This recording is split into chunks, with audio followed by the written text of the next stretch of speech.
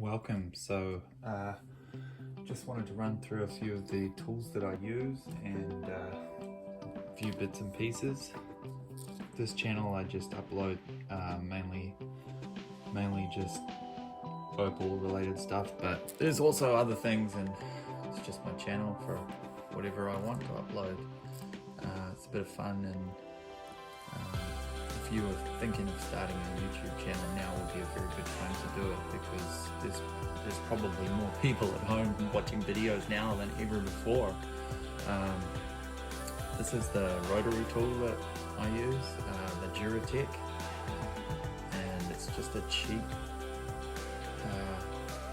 rotary tool, and has the flex shaft here, and if you want to get into grinding opals or stones of some sort and you want to do it really cheaply, this is a really good place to start actually. And so this just plugs in via this cord here into your power supply. It's 230 volt, 240 volt here, and this here is where you put your tip to grind or polish. And anyhow, that's the rotary tool and the flex shaft. This bit here can come right off. You can take that bit off like so, and then in here we have this, and this is what these bits go into. Your tips or your burrs or your polishers, and just fits in like that, and then you tighten it. And so this came with a bunch of these pieces, which is good because you need them for the smaller sized burrs. And sometimes this bit of steel here, this bit of metal is thinner or thicker, and so this is a thinner one I just put in, and that won't fit this, but this just screws back on like so, and round and round we go, and like that. Now I just got some Diamond Pacific Nova points, and I wanted to see what all the fuss was about with these Nova points. I was aware that they're pretty good, and without a proper calving machine with Nova wheels, this is the next best thing, right? So they're a little hard to get, the Nova points, but Diamond Pacific make them in the US, I think, and they're a United States based company. So you look at their website and you'll find you can't actually purchase through their website like you can on a lot of sites. It's not set up like that, so I had to call them and talk to them, and then I emailed through an order using their catalog, which they have on their website. Diamond Pacific has a website, and they have a catalog you can download and look at all their products and choose what you want. And if you email them, they will respond, and you can call them and give your payment over the phone. You don't need to give a CVV on the back of your credit card or a CCV, whatever it is. You can sometimes just make payment with your credit card without using that number on the back. It's a lot safer. Just see if it goes through, trying it that way if you're a little bit worried about your card. But I had no problems. Diamond Pacific hooked me up, and I got the 8000, which is like a tan color. I got the 1200 grit, 1200 grit, which is a good intermediate polisher. And then up to the 3000, I've got a big cylinder. See the different shape.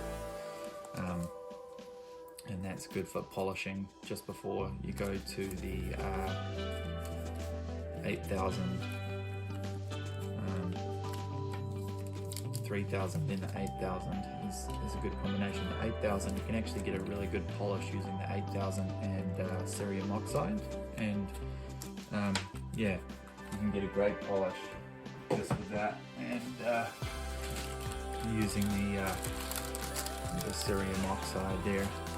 Just looks like powder in the bag there, and you can see inside here is the powder, and just mix it up. I usually just use something like this, just like a little container with some water and the cerium oxide in there, and so using these I would start off with the 280. You can get one lesser than this, I think that's like a 140 or something, but the 280 grit is black color, and that's pretty good for getting out scratches and the likes of marks and scuffs and things like that. Then move to the 600, which is a brown color. That's also good for getting out scratches and marks, but I would start with the 280 if it's looking kind of roughed up. Like if you get a rub or something and it's covered in scratches, it's probably better to start with the 280 to get them out, and then move to your 600, and then from there straight to the 1200 grit, just straight into the 1200 grit, and from there either the large point 3000 or the large cylinder 3000, and I thought this would be good for a bigger stone, just to have it flat. It came out pretty good with this, and cerium oxide, and so when you've got your rotary tool and you're looking at it and you're going, how do I fit this all together? Well, the flex shaft just connects on at this bit here, and that actually screws on and screws off like that, and it's got a little hook to hang it, so you can hang it up, and this bit here, it requires you just get through the hole inside, and so you spin that top bit with this, and then in there, and then you want to put a bit in there. You can just grab your bit, and I'll just show you. So I've got the smaller size bit. Now the Diamond Pacific bits are actually smaller, so you can see the smaller size on the side with the Nova. The Nova is smaller than this sandpaper.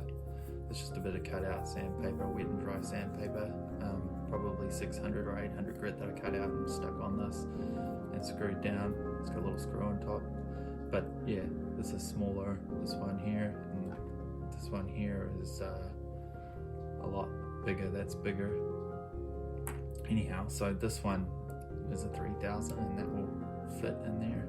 And then once it's in there, there's a couple of flat spots that you sit this against and just turn, and it locks it in there nice and tight. So once you're locked in, you're good to go, and you can switch it on.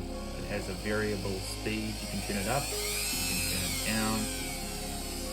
I just operate on the low speed, and yeah, so that's that. And for general grinding, you can use cheap little bits like this.